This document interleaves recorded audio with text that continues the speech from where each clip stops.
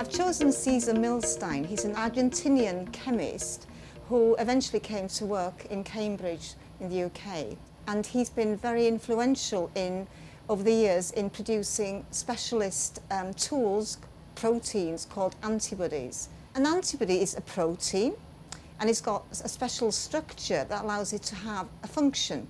It's got two arms, and at the end of the arms there is specificity. And then at the other end, which is the tail end on my feet at the end here, is the tail end that activates what are called effector functions. It activates things to get rid of whatever the arms have found. So for example, the arms might find a virus, latch onto them, and then the tail end will then tell other cells, other molecules to get rid of them. And that's how antibodies work. Antibodies are highly specific. And so these hands of mine here are highly specific, and they grab things, and they can also be used, because they are highly specific, they can be used as tools, as reagents. To use an antibody as a reagent, you would normally want to label it, and then if you add the antibody, the reagent, to whatever you're looking for, it'll latch onto the molecule is looking for. For example, you can use antibodies to stain things. So a pathologist in a hospital would use labelled antibodies and then use them on sections, maybe biopsy samples, and therefore you'd be staining what you're looking for, maybe a cancer within the tissue, using your antibodies. Well, white cells secretes the antibody. They actually produce the antibody. And in fact, one white cell can produce about 10 to the power of 5 molecules of antibody every second. So they're huge antibody factories. Now the problem with the white cells, however, is that once they've been activated, they can only divide and secrete antibody for a certain amount of time.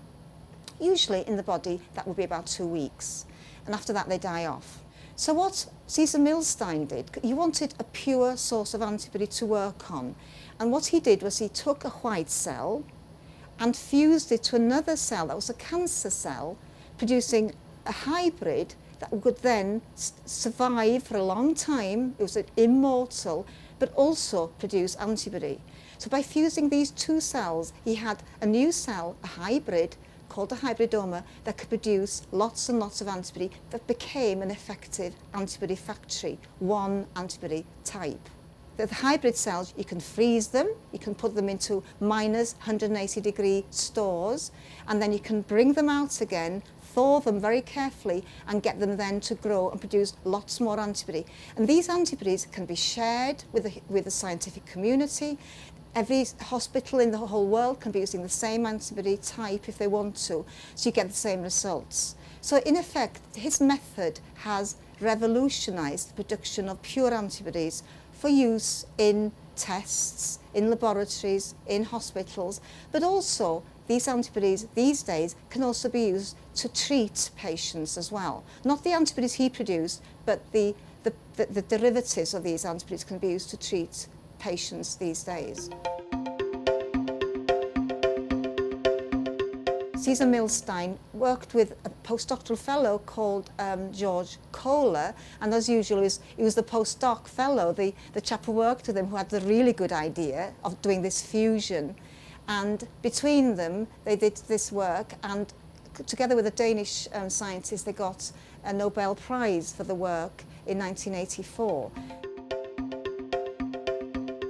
I've actually used his technology. I produced hybridomas. I produced monoclonal antibodies that I've used in my lab, like in this type of lab we're in now, to make these specialist cells that make single types of antibodies. I've made loads of those. I've made them against plant proteins, animal proteins, food proteins, environmental proteins.